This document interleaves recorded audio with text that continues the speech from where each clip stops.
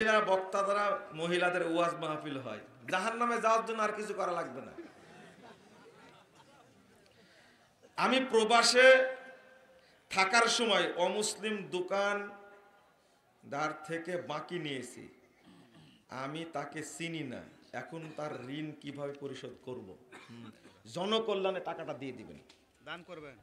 সিরিয়ার মাদ্রাসা দিতে বললো, বুঝতে পারলেন? সিরিয়ার বিদ্রোহী বাহিনী অর্থাৎ যারা সিরিয়া বিজয় করলো তাদের আকীদা সম্পর্কে জানতে চায়, তারা সালাফি আকীদার মানুষ বলেন আলহামদুলিল্লাহ। আরে সিরিয়া জয় হয়েছে তো আহলে হাদিসদের তো একটা বিজয় উৎসব করা উচিত। আলহামদুলিল্লাহ পড়েছেন আপনারা? আরে বাশার শয়তানকে তাড়ানো হয়েছে মানে কি কি যে খুশি হয়েছে আমি তার হিসাব দিতে পারবেন না, আল্লাহই ভালো জানে। এই শয়তান কত আলেমকে হত্যা করেছে। এই সিরিয়ার স্মৃতি বাংলা পৃথিবীর সিরিয়ার স্মৃতি সিরিয়াতে কত বড় বড় আলেমের জন্ম। আল্লাহু আকবার। ইবনে তাইমিয়া এই সিরিয়া উপহার দিয়েছে, ইবনে তাইমিয়াকে উপহার দিয়েছে, ইমাম ইবনুল কাইয়িমকে উপহার দিয়েছে, ইমাম ইবনুল কাসিরকে উপহার দিয়েছে, ইমাম যাহাবিকে উপহার দিয়েছে। আল্লাহু আকবার। এত বড় বড় আলেমকে উপহার দিয়েছে সিরিয়া। যে মসজিদটা প্রথম দখল করে আজান দিয়েছে, আল্লাহু আকবার, এই মসজিদটাই হলো সালাফিদের কেন্দ্রীয় মসজিদ। বাশার আল আসাদ এই শয়তান এতদিন 53 বছর মসজিদটা বন্ধ করে রাখছিল। চিন্তা করতে পারছেন? দ্বিতীয় টার্গেট হবে ইয়ামান। কোনটা? ইয়ামান। আল্লাহ যেন ইয়ামানকে বিজয় করে দেন, বলেন আমিন। শোনেন, পৃথিবীতে কোথাও থাকার জায়গা থাকবে না, মক্কাতে মুমিনরা থাকতে পারবে না। আল্লাহ রাসূল বললেন তখন তোমাদের থাকার জায়গা হবে শাম এবং ইয়ামান। শাম এবং ইয়ামান। ইয়ামান দখল করে আছেন শিয়ারা। আল্লাহ যেন শিয়াদেরকে উৎখাত করে দেন, বলেন আমিন। এই শিয়ারা হলো ছদ্মবেশী ইহুদি, শিয়ারা হলো ছদ্মবেশী ইহুদি। ও হুজুর, কি ঘটনা? তুমি চিনলে না? হিজবুল্লাহ আর ইসরায়েল যুদ্ধ বন্ধ করলো কেন তুমি চিনলে না? এরা বলছে যে আমার বাপের জায়গায় চলে যাচ্ছে, চল একসঙ্গে ওইটা দখল করি আগে। এই হিজবুল্লাহ আর ইসরায়েল শিয়ারা সব মিলে এই সালাফিদের উপরে আক্রমণ করা শুরু করলো। তোমরা তো তালেবানদের দুলা ভাই, তোমাদের চিনি না? হ্যাঁ, তালেবানরা তোমাদের জামাই, তাই না? চিনি না? তুরস্ক, তাই না? তুরস্ক তো আপনাদের খলিফা, এরদোগান খলিফা আপনাদের, তাই না? কি যে করার দরকার আপনাদের জানেন? আকীদা বুঝেন না, তাওহীদ বুঝেন না, মানহাজ বুঝেন না, খালি মানে লাফালাফি করেন, শুধু মারহাবা করেন। আপনি বুঝেন কিছুটা? আমার বহু আগের বক্তব্য আছে, লিখনীয় আছে। সিরিয়ার এই বিদ্রোহীদেরকে যেন আল্লাহ বিজয় দান করেন। এদেরকে অর্থ এবং অস্ত্র সহযোগিতা করছে সরাসরি সৌদি, কুয়েত আর দুবাই। আলহামদুলিল্লাহ।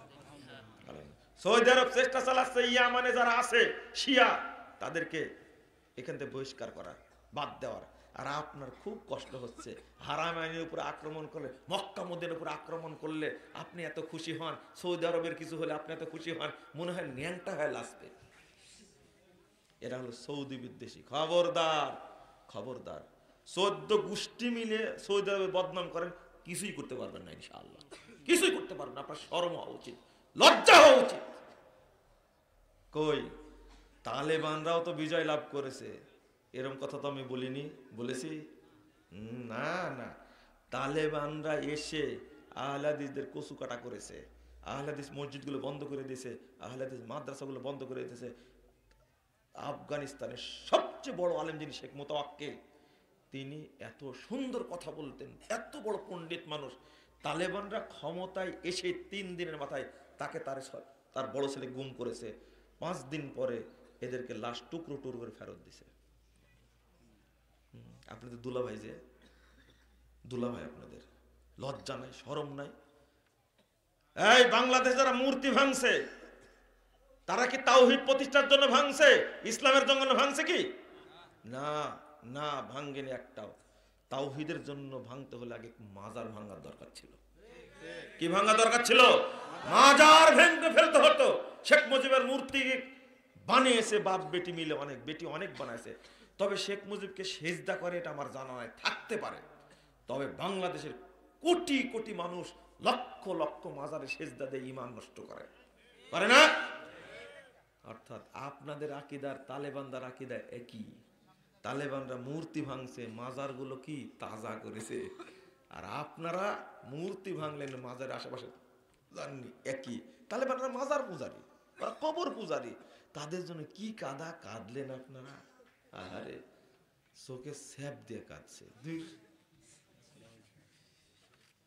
শরম করেন, একটু শরম করেন। এর নাম আকিদা, এর নাম কি আকিদা।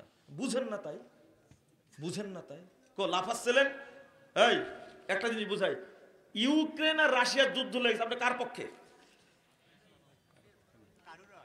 হ্যাঁ, কারো পক্ষে না, তাই না? একটা পক্ষ নেন না।